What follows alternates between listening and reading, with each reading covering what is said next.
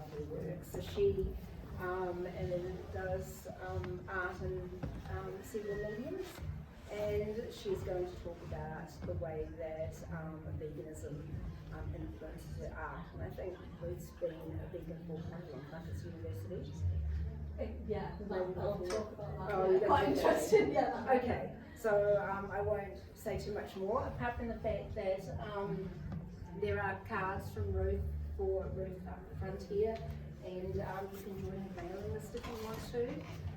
There's also, in November, there's all around Christchurch, artists open their studios, and the dates are on here. And I went to Lincoln People's Place last year, and obviously I've known her for a really long time already, but it's really an interesting experience just to see how many works that she has just at home at that time.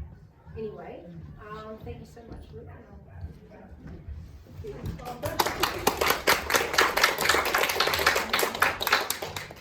Thanks so much for coming. I was really worried I was going to be talking to myself, so that's brilliant. Thank you. And I thought the best thing to do would be to start by just talking a little bit about my vegan journey and how I think it inspires my art. So my childhood was quite an average type of childhood. I think I was the youngest of 3 little girls, and holiday time was always going to Ireland every year, and we'd always stay on a farm and visit the relatives. And on this farm it was so exciting because we'd go and feed the pigs and we'd feed the calves and stroke the donkeys and go and collect the eggs, and it was a really special time. But then we'd go into the farmhouse and sit down and eat bacon and eggs, you know, like so many people do. And as a child, it didn't link at all. I just didn't question what I was eating. Now, I think my childhood was very strict, and meal times were always, I found, a little bit traumatic.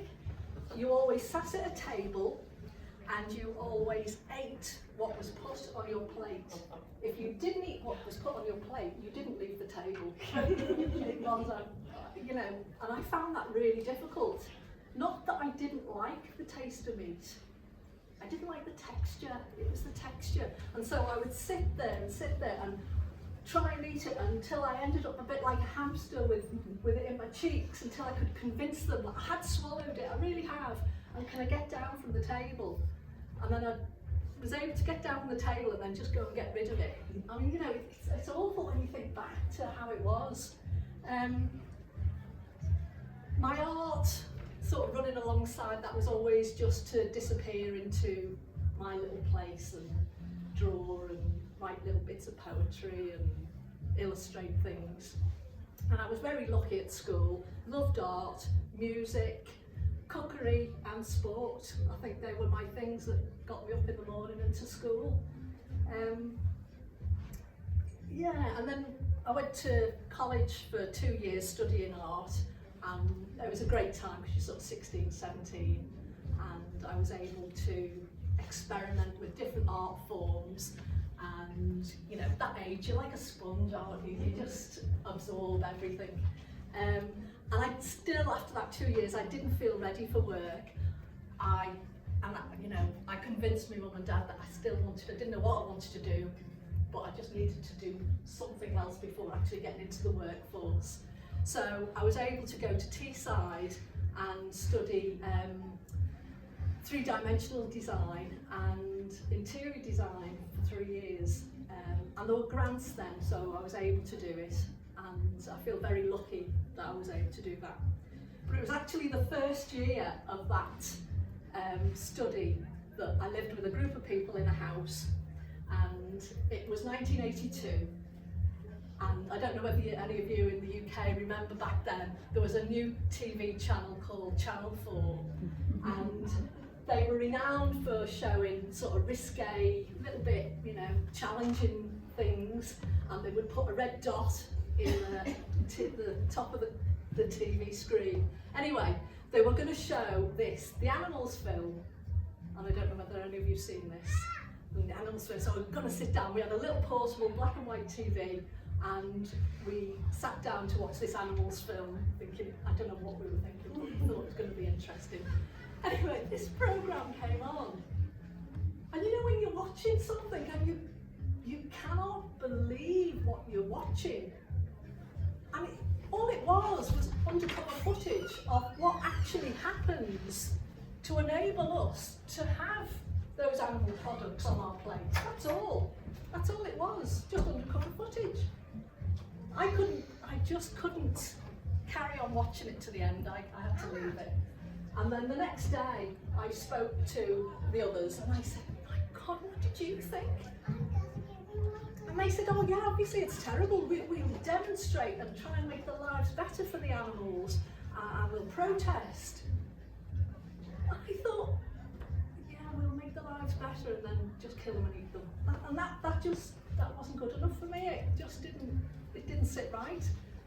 Now, I don't think I'd even heard the word vegan then, but I knew I just couldn't carry on consuming, demanding these products that I've seen cause so much pain. It just wasn't a thing. So me being me, I thought, oh, I'm a reasonable cook, I'm going to show everyone, you know, I'm going to do this. And the guy I was seeing at the time, I said to him, what do you think? And he said, oh yeah. You know, you cook everything, I'll eat it. And I said, oh, okay, that's typical, isn't it? So yeah, we ate an awful lot of baked potatoes, beans, and I don't know whether you know Holland and Barrett back in the UK, that was the health food shop. And you go in there, and people would laugh at me and say, oh, you're going in that stinky shop? And you think, actually it smells really nice with all these lovely herbs and spices. And you know, you'd start experimenting with the TVP and the plant-based milks then that were really quite disgusting. But I tried to persevere. And then the real turning point was, and it's sort of awful when I think now, I decided to invite everyone round and I was going to showcase my vegan, and I was going to make a vegan supper, and it was going to be vegan chili con carne. And I made this lovely big bowl of chili con carne. We all ate it, we all had a great time. The next day, I poisoned everybody. I don't know whether you know, if you cook dried kidney beans, and if you don't cook them properly, they release a toxin. I didn't appreciate that. And people were really sick. I was sick, but not as bad as some others. They were out of it for quite a long time. And so it was all, of course, well, there you go, you see, vegan food. That's what vegan food's going to do to you. You're trying to kill us all. And it is funny, isn't it? But then I thought, it set that seed of doubt in my mind, because I had pressure then from other family and friends saying, oh, you're not looking well, oh, you know, just have a bit of dairy, you need some eggs. And I hate to say it, but I succumbed, and I started consuming eggs and dairy again. But I thought, right, how I will make myself feel better is by calling myself an aspiring vegan. That's what I'll be an aspiring vegan. So, when I'm out and about and there's a vegan option, I'll choose the vegan option. Or, if I can, I'll cook as much as I can. I'll cook vegan food. Yeah, but it gets a very grey area then, doesn't it? Because when you go round to someone's house and they've made you something, they've gone to all this trouble, and well, there's only a few eggs in there, and you did have a bit of egg in that last plate, didn't you? And you think, oh, this is all grey, but I'm going to be an aspiring vegan, and that's how I sort of made myself feel better about it. And then I must tell you about, obviously work becomes difficult, doesn't it, when you're a vegan in those situations. And the last job I had before I came to New Zealand, I used to work in London at different design practices and architects and stuff. And in the design studio in one of these companies, every Friday we would take turns to make cakes to finish the week in a nice way. We'd all make cakes to share, and we'd take turns. And of course the others would all make these creamy, eggy cakes, and me being me, I'd go over the top and make all these lovely vegan cakes, which to me seemed much simpler, because you didn't have to worry about the eggs curdling or splitting. You just chucked everything in and mixed it up, and you had a nice cake, and people seemed to love it. But what the others thought was really funny, and if any of you probably can relate to this,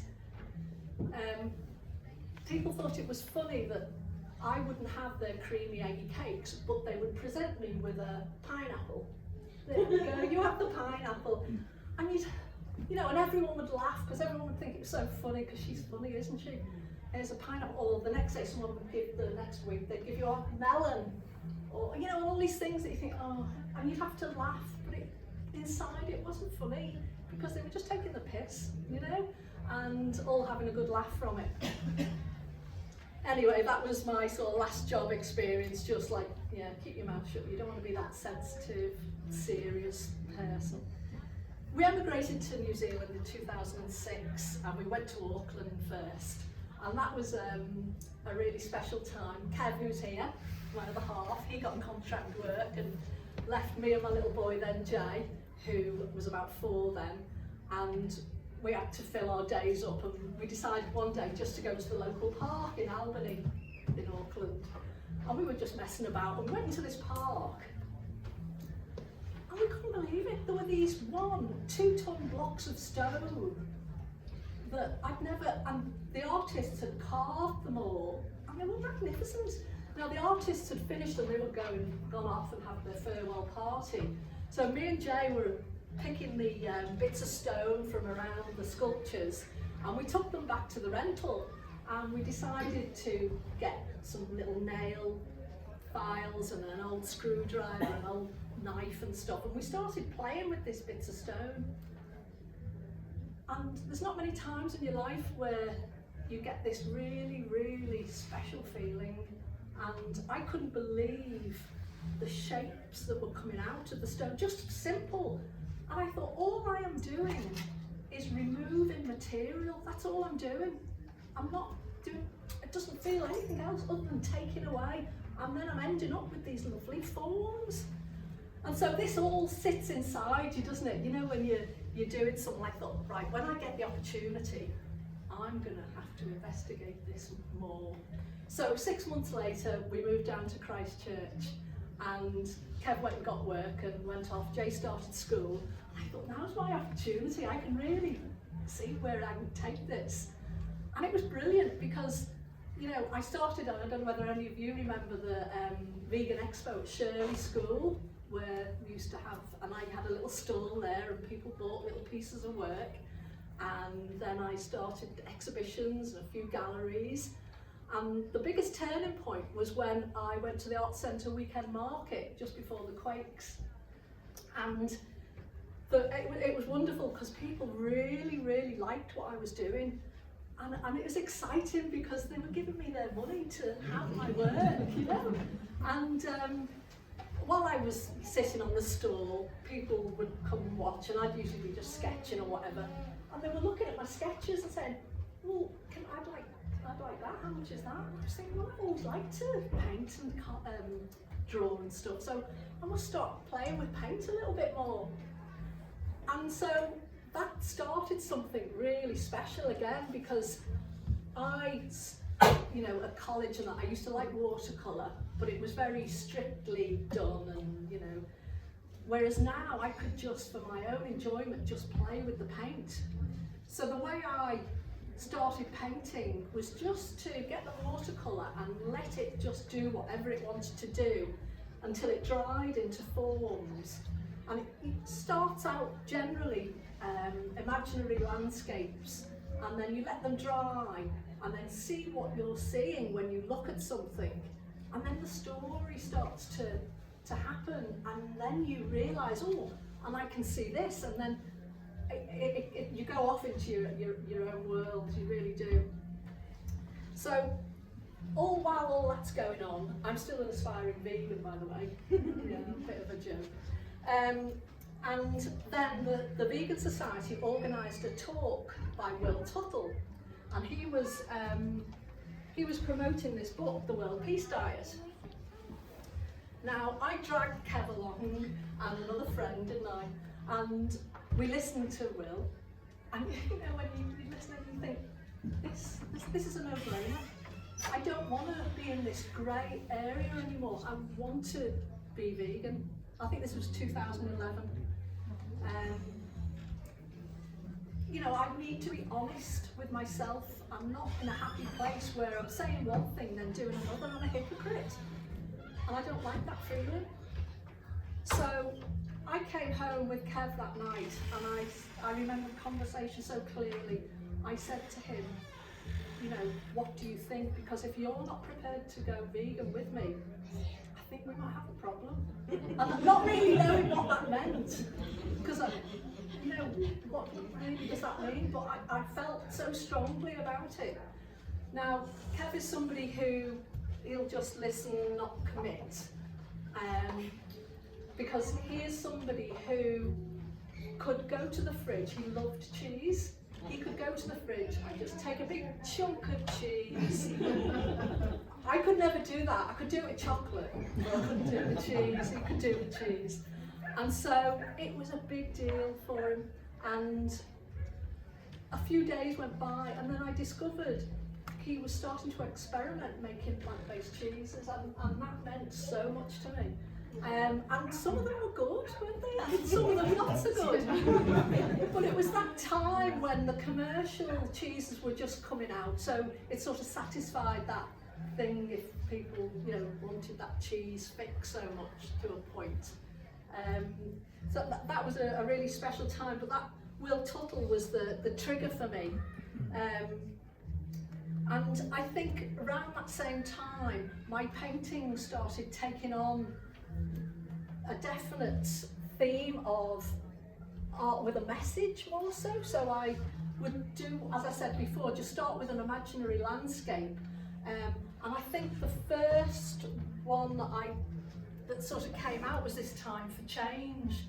Now, the landscape started, and then I do like circles. I'm drawn to circles for some reason, and I felt that earth thing coming out, and then I wanted to try and get across my feelings of how we treat animals so badly, that they're just disposable and exploited terribly. And so then I started seeing that person chucking them away into the bin, and then the time thing in that fine balance of us being life or death, and we decide that, and that sort of thing was what I was trying to get over there. And I remember when I was painting this, I couldn't understand what I was sort of trying to do, and it comes out in a lot of my work, the ribbon bird sort of shapes and the morphing. And I think I'm trying to show the energy of all of us being connected, and we can't really see it. And I think I'm trying to express and show in some way those connections that we have to everything, absolutely everything. The environment, each other, other species, and what affects one affects us all, in my opinion. So that was time for change. And then I know then Sorry came out. That was something really quite meaningful to me. That symbolism of that human hand at the top, because we think we're at the top, don't we? We think so much of ourselves, and it's evil. It's got that horrible evil look, and the blood is coming out of it and creating decimation to the water. And basically the symbol of the penguin, adult penguin, saying sorry to its offspring that actually there's nothing I can do about this. It's those, I was going to say a rude word there, doing all this. So that was Sorry. The small one here is Safety Net for All. Now, I think maybe that's self-explanatory, that symbol of the person walking the tightrope, and it's on such a fine line. And I look at veganism, I mean, it's one of the things we can use to help, I think. It's not the answer to everything, I know that, but it's the least we can do, surely it's the least we can do. I mean, I feel so strongly that we have choices. We can either choose that on the shelf there, that milk, or we can choose this awful milk down here that's you know, so much cruelty in it, I can't even go there. But yeah, you know, that's what that's all about, that fine line, and the fish farming at the bottom, and and it's all linked together. I mean, wildlife crimes was one that is very special to me. I think we look at fishing, you know, I think we are criminals. The way we deal with, we don't see what's in the ocean so much, do we? It's all that diversity that is in the seas, that is down below, but because it's below and it's unseen, we feel like we can just exploit it so much. So the symbol of the human, obviously a very strange human form, I think we are very strange, and that balaclava over the head trying to hide, you know, the whoever they are, and you know, poor fish's eyes are in there if you get up close and have a look. But I am quite an optimist, really. That reaching up to the sky, that there is still that little glimmer of hope if we just do something about it. Yeah, so that's wildlife crimes. And then you are what you eat, which is being used a lot in images in magazines, different vegan magazines and books and stuff. And there's a lot of subtle things going on in this one. Even to the extent, you know, that obviously there's a plant eater sitting with, and we all do that, don't we? We sit with our friends or family who don't view things like we do. And it's hard, it's really hard to be with people that you love and have to just accept it. You know, have you ever had that thing where you're with someone, they say, you don't mind if I eat a steak, do you? And you think, oh yes I do. Don't ask me if you don't want that answer. But yeah, I mean, the subtle things here is, you know, we don't take kids to the slaughterhouse, do we, to show them where their pork chop or whatever's come from. Well, we go and take them and pick strawberries, yeah, that's okay. And, you know, the darker side of that and the lighter side, you know, it's just the imagery. But I don't know whether you've noticed, and that's my little subtle thing, I've got the plant eater looking across straight to the meat eater, wanting to talk about it. And the meat eater's head is down because they're ashamed, and I think they should be. And all this is only my opinion. Yeah, I don't want to offend anyone. But yeah, that was my feeling here. And then within our hands, you know, we have choices, like I said. We can make those choices. It's within our hands to change things if we choose to. Why wouldn't we? Yeah, it's sort of quite simple. Yeah. Now, it's interesting when my carvings, obviously, with the limestone that I use, you can't get those messages like that. And I think in different ways it comes out with connections and light play on the stone. And I love the stone to use. I'm a direct carver. I don't use power tools to create forms. I just go with it and take far too long doing it. But I love it, and I love to see what happens, because you start out never really knowing, unless you're doing something particular like the infinity loop, where you know what you're trying to do, and people like those, and that's fine. But this is my real love, is just to see what happens, and I call that siblings. That actually was a very early work where I just wanted to see how far I could push the stone, and it was basically me and my two sisters. So I'm the one going off and leaving the other two. That was those head shapes that really came out, and I do like head shapes because they can say so much with the connection that you can get them in. Yeah, so I've got prints, limited edition prints of these if anyone's interested, and I've got a lovely studio space that I love visitors to come in St Martin, so not that far. Yeah, so hopefully I've got across a little bit of how I feel about stuff. I'm not hurt anyone's feelings. Yeah, and thank you for listening. Yeah.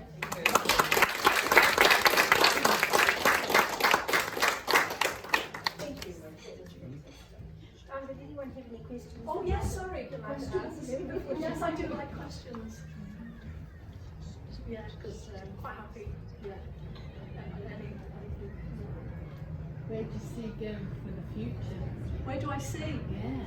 I would love, because you know, it's great having galleries and going to shows, because you do most of the bigger shows off to Queenstown next month and whatever, but they take such a big chunk financially out of what you do.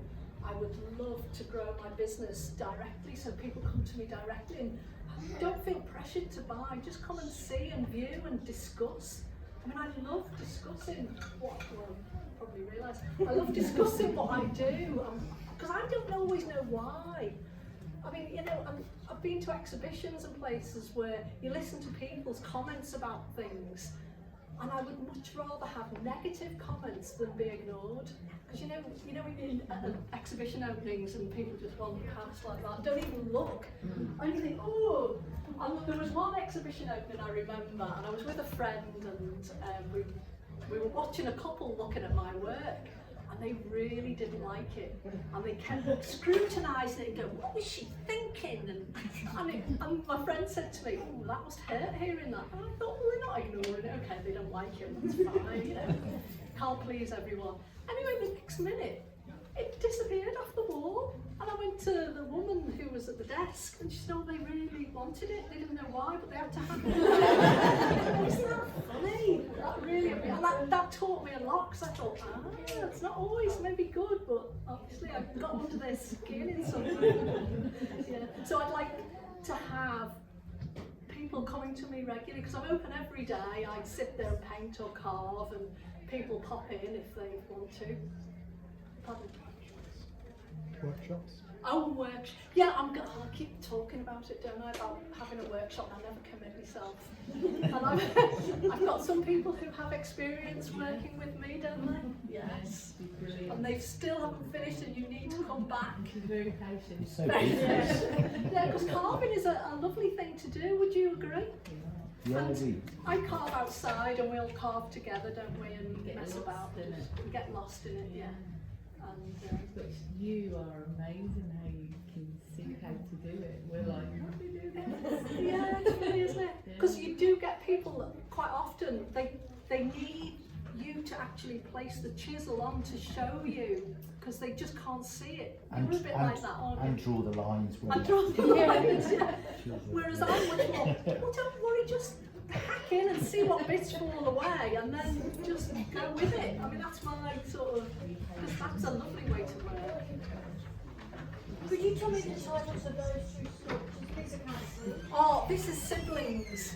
Yeah, I call that siblings because the relationship between the three sisters, and that's the infinity loop, so the loop that doesn't end, it just carries on round. Hey, can you say anything more about the infinity loop? The infinity loop is a Maori symbol, I think, originally, and it's something that you see an awful lot around. I think a lot of the time when I see others, I get a little bit frustrated at looking at other infinity loops because they're not looking like they actually pass each other, the lines. Okay. And I spend far too long making sure that they do, because that's all part of what it is. It's all one piece, but it's twisted round. And so it represents that life cycle, just continual life. Yeah, so it's a lovely thing to do, because if you ever were interested in trying to sculpt something like that, it enables you to see what's coming forward and what's coming back. Because it's actually really hard to do that until you're actually in it, and things play around, and you all of a sudden you think, I can't see for looking now. Is that backward or is that forward? And that's a real, and it's only by doing and practicing you get to know that automatically. It takes a fair bit to do that. Yeah, but it's an interesting thing to work on. Yeah. Do you have any top tips for anyone else that wants to get into doing that art with a message? Art with a message particularly, I would start out initially without a plan and just play. Really, I mean, you know, I get a lot of people who talk to me who say they're not creative, and I think you probably are creative. Maybe you just haven't found the way to express it, what medium, whatever, because I think everyone is creative, and I think everyone has created a signature, for instance. Everyone has a signature. Why is your signature like that? Maybe that's a starting point. But if you can just think about the process of just enjoying what you're doing and not worry about the end result, play with paint if that's something you feel comfortable with. Or I do watercolour. do you? Yeah. Yeah. So watercolour, it's such a forgiving medium. I know some people say it's one of the most hard, I don't know, difficult It things does to have a do. mind of its own. Yeah. But if you can work with that, you get some That's wonderful right. things. Yeah, I think so. If you can just relax with it and not try and push it where it doesn't want to go, and then adapt, which I think is a big thing about it. Learning how to adapt to what's happening, and actually you can put that into life as well, because life doesn't always go to plan, does it? And if you can think of it like that, and it helps you in real life thinking things actually might seem like everything's going tits up now, but actually look what's happened now. I thought that was awful, and now it's not. It's turned out really good. You know, that's sort of my way of dealing with stuff. That's the only way I can. And that's how I create, I think. I never think anything is a problem, it's always an opportunity, which is so cliche, isn't it? But that's the only way I can do it. Yeah. But I would just do it and do lots of work. Don't worry about the end result. Just move on to the next. And if you do enough, you get some magic happening in certain pieces that you'll think, where did that come from? I don't even remember doing that. Look at that now. Yeah, just do. I mean, if you saw I've got so much, I suppose you say prolific, I've just got loads of stuff, stuff I wouldn't want anyone to see. But through that, then I get odd things that I think are reasonable, good. Yeah, just do. So if people that aren't in Christchurch and they want to tell their friends about your work, how can they see it? On the website, yeah, so I've got a website, so take a card if you're interested. And I'd love you if you wanted to come to my oak studio, which is with Arts Canterbury, put your email address and I'll let you know when it's on. And so that'd be really nice. And you've also got some glass sheet prints. Oh, G-clay prints, yes, of You Are What You Eat, if you were interested in having one of those. There's only a limited edition of 50, so when they're gone, they're gone. Yeah.